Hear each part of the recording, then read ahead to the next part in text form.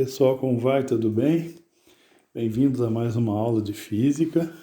E nessa aula será uma aula de termodinâmica e nós vamos abordar o termo transformação isovolumétrica.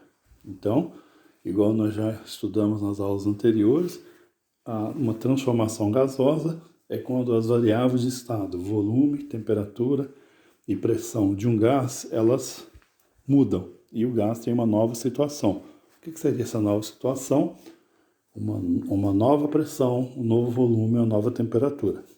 Acontece que ocorre transformações particulares, onde uma dessas variáveis não muda. Tá? Então, nesse caso agora, nós vamos estudar a transformação isovolumétrica. Também é chamada por alguns autores de isocórica. Tá? Mas os livros atualmente estão falando mais de isovolumétrica. Esse termo isocórica não tem sido muito usado. Vamos lá. Antes que a gente fique com aquela cara de do que estamos falando, né? E antes de termos muitas dúvidas, vamos definir. Olha lá. É uma transformação gasosa em que o volume do sistema permanece constante, ocorrendo variações apenas na pressão e na temperatura do gás. Então, como nós falamos, o gás aí tem 3 variáveis de estado.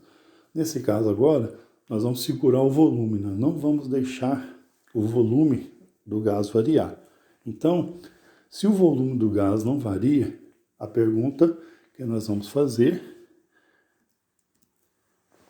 é: se o volume não mudar, o que irá acontecer com a pressão e com a temperatura?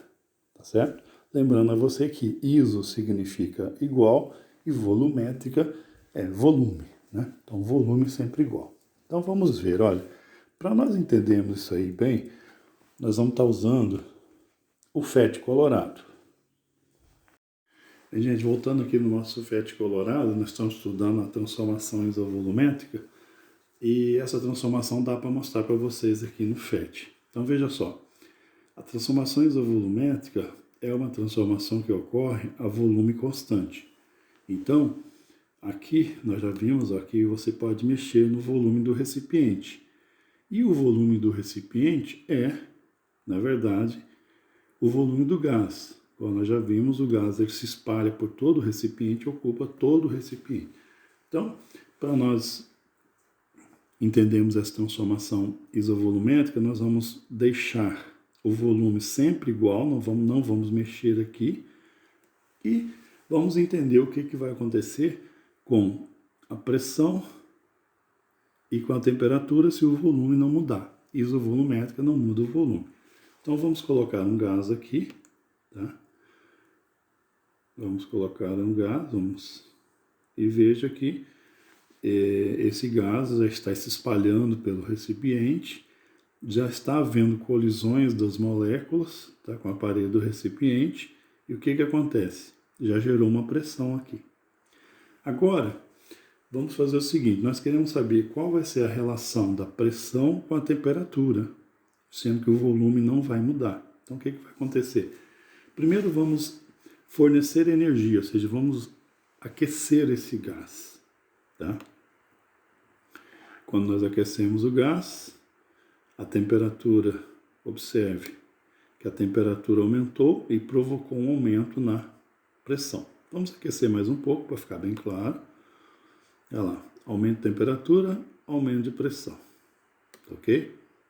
Agora, vamos fazer um processo contrário. Nós vamos esfriar esse gás.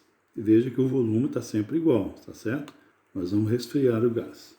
Veja, ao resfriar o gás, o que acontece? Você está diminuindo a agitação molecular. Então, observe que a temperatura já diminuiu, porque tem menos agitação molecular aqui dentro, e houve uma queda na temperatura. E queda na temperatura, queda na pressão. Então, observe, olha, quanto você abaixa a temperatura do gás, mantendo o volume constante, a pressão também é reduzida. Veja só, quanto mais eu resfrio o gás, menos colisões eu tenho. Certo? Lá, menos colisões eu terei. Temperatura menor, menor quantidade de colisões, menor pressão, temperatura maior, o que vai acontecer? Se eu for aumentando a temperatura, eu vou aumentar a agitação das moléculas, as moléculas do gás vão continuar fazendo as colisões, elas vão aumentando, e aumentando as colisões vai o quê? Vai aumentar a pressão.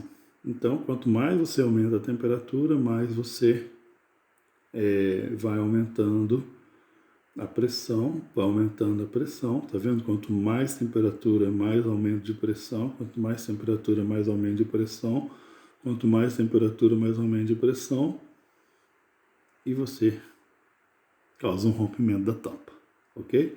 Então, uma transformação isovolumétrica, se a temperatura aumenta, a pressão aumenta, se a temperatura diminui, a pressão diminui. É isso aí.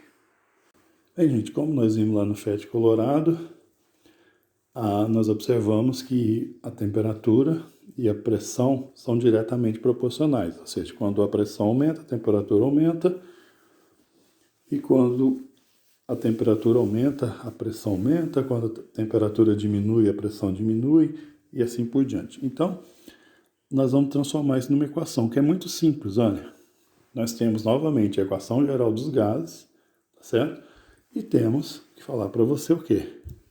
Que nós vamos eliminar dessa conta o volume, já que o volume vai ser sempre o mesmo número, novamente nós vamos ter que multiplicar e dividir pelo mesmo número. Então, a equação fica dessa forma: P1 dividido por T1 é igual a P2 dividido por T2. Ok? Bem tranquilo, né? Veja lá. Se vamos representar em um gráfico essa transformação, veja, ela ficaria desse jeito. Ó. Sempre vai ser uma reta na direção do zero. Tá? Sempre o gráfico dessa transformação é uma reta na direção do zero. Vamos fazer um exemplo. Veja só. Determinada massa gasosa encontra-se em uma pressão de 9 atmosferas e a temperatura de 27 graus. Ao sofrer uma expansão isovolumétrica, sua pressão passa para 12 atmosferas. Qual será a nova temperatura? Olha, anotando aqui os dados, nós temos a pressão inicial 9, temperatura inicial 27, pressão final 12, eu quero saber qual vai ser a nova temperatura. Primeira providência, igual nós já falamos, a temperatura está em Celsius, você transforma para Kelvin, somando a 273. Então, na verdade, a temperatura inicial é 300 Kelvin. Observe o seguinte, a pressão é 9 e ela vai aumentar para 12. Igual nós já vimos e analisamos lá no FET, se há um aumento da pressão, o que vai acontecer? Haverá também um aumento da temperatura. Então, nós vamos estar fazendo as nossas contas observando o seguinte, nós vamos achar um valor que é superior a 300, tá? Porque nós temos que essa temperatura terá que ter um valor maior que 300. Aumento de pressão, aumento de temperatura. Usando a equação, P1 dividido por T1 é igual a P2 dividido por T2, então, fazendo as substituições, nós temos aí, ó, 9 sobre 300 é igual a 12 sobre T2. O que está acontecendo, então? Multiplicamos, né, fazendo a proporção. Nós vamos ter 9 vezes T2 e 300 vezes 12. Então, 9T2 é igual a 3.600.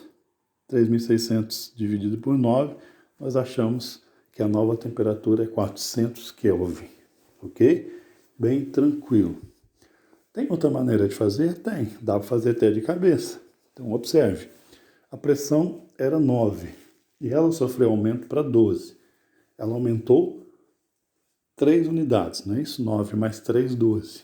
Observe que 3 é a terça parte de 9, certo? 9 dividido por 3 é 3, certo? Então, o que você vai fazer? Você vai pegar a terça parte de 300. 300 dividido por 3 é 100.